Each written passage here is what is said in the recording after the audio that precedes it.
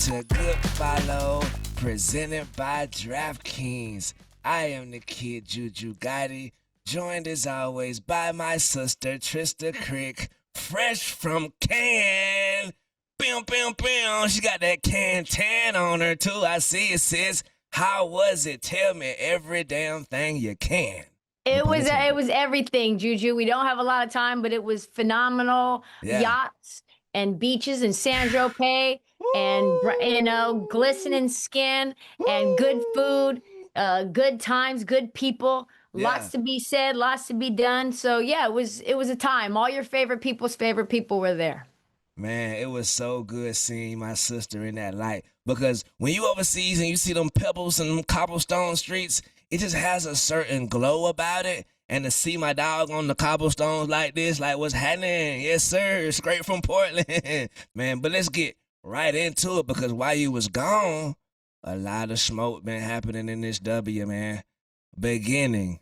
And I know you can guess. If you had to guess one city where smoke is being smoketified at, Indianapolis would probably be the top 3 guesses. And yes, it has been smoky in Indy. Man, AT had a pretty flagrant foul on CC, you did. And it went really unnoticed, in my opinion, from the referees. They should have jumped in sooner, made the call, made the flagrant call. Bada bing, bada boom. But they retroactively did it and caused the storm. What did you think of this mess, sis? You know, I think it will get to a place where the WNBA is on par with other men's leagues, with the men's leagues, when a foul is just a foul, when a flagrant is just a flagrant, when it's not bringing death threats. And, we don't have think pieces written about it. Yeah. Like, AT's always been the type of player that plays really hard, plays really physical. And to be honest, I don't even know necessarily, if you look in on it and zoom in on it on 4K, it didn't really look like she choked her. It didn't look like she punched her. It looked like she just fell on her neck. And yeah, that's probably a flagrant foul, but they probably should have called that. You think she punched her? Yeah, she tripped and landed and fell on her neck. I get it. To AT, I salute the AT. I mess with you, but come on, bro. Sometimes we have our moments. She saw Caitlyn down there, gave her a ha. Sorry, nothing happened. Nothing to see here, in my opinion.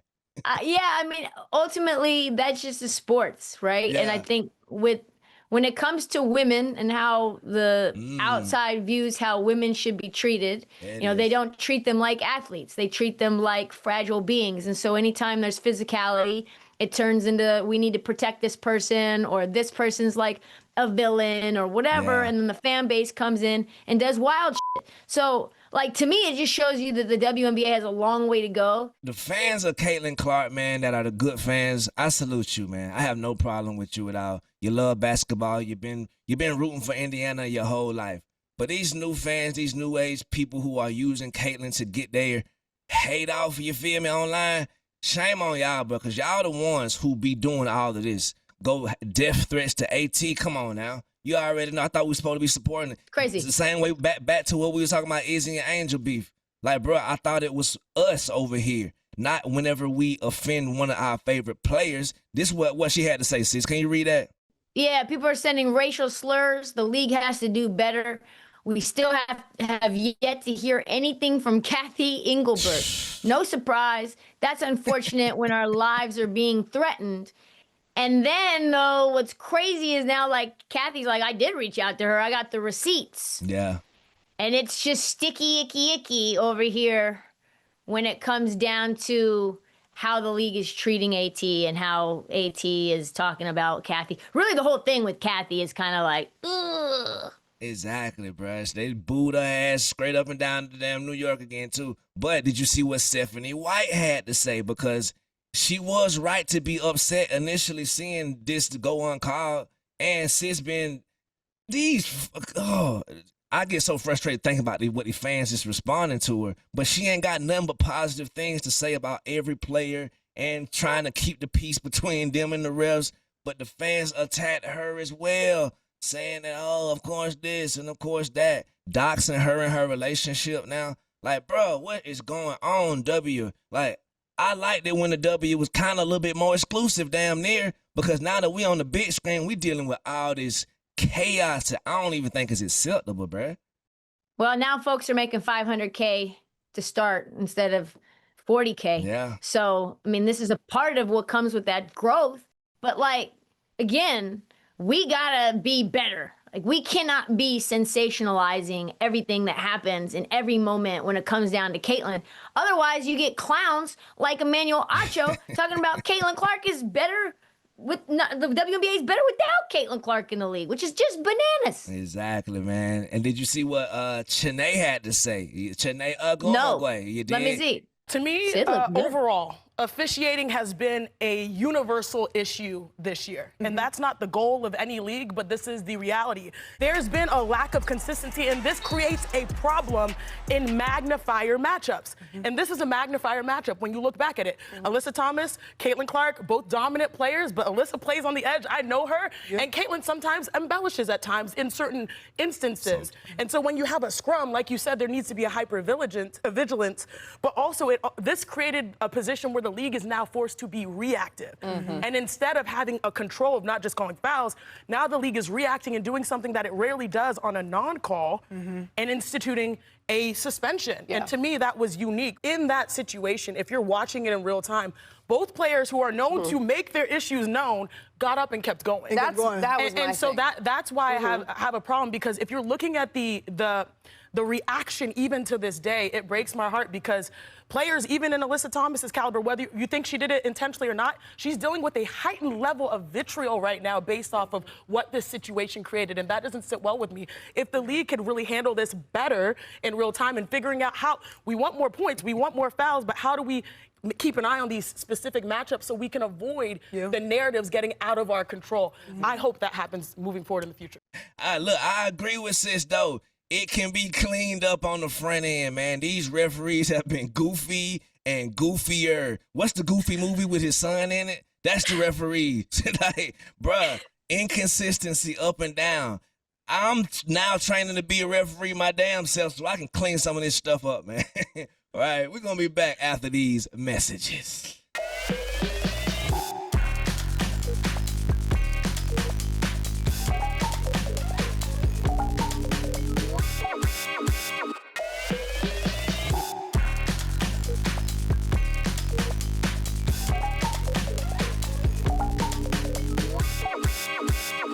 For sure. Welcome back. Man, oh, it's a couple of months ago, if you remember, the New York Knicks won the Commissioner Cup, damn near, a.k.a. the Emirates Cup.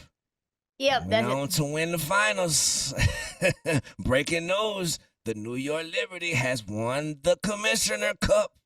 Is this a sign of what's to come? Sabrina was looking Sabrina-ish. What you think about them boys over there in New York?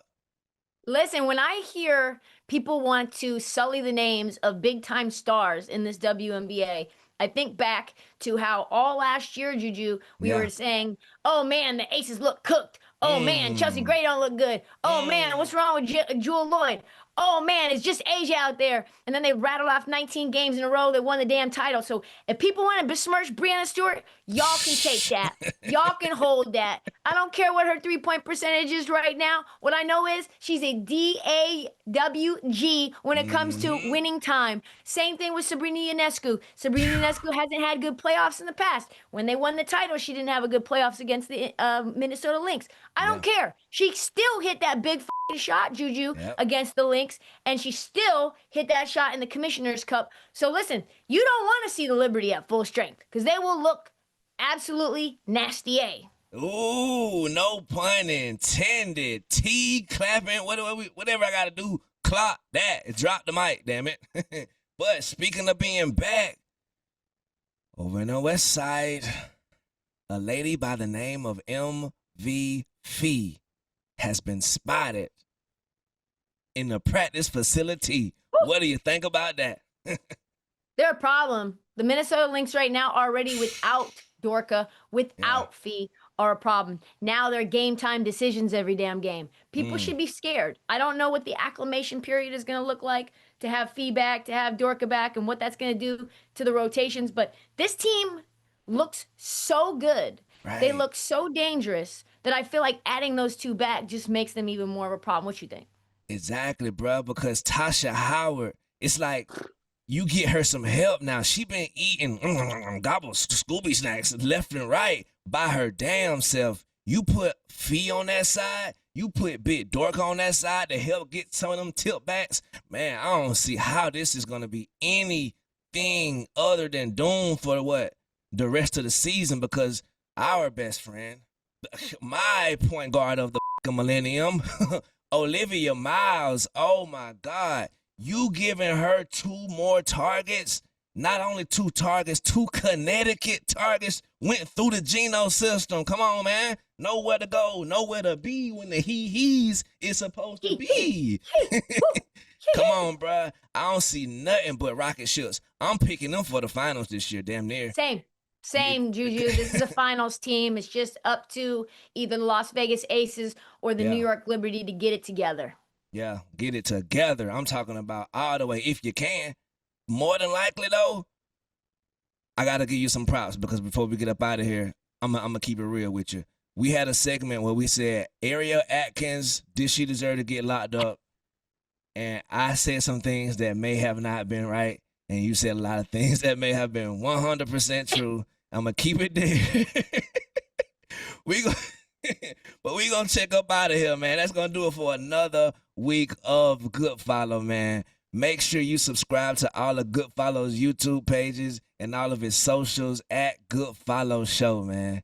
And make sure you catch us every Thursday. I'm in goldfish brain now, Juju. Every Thursday, wherever you get your podcast, YouTube, and we will see you next week. Yes, sir.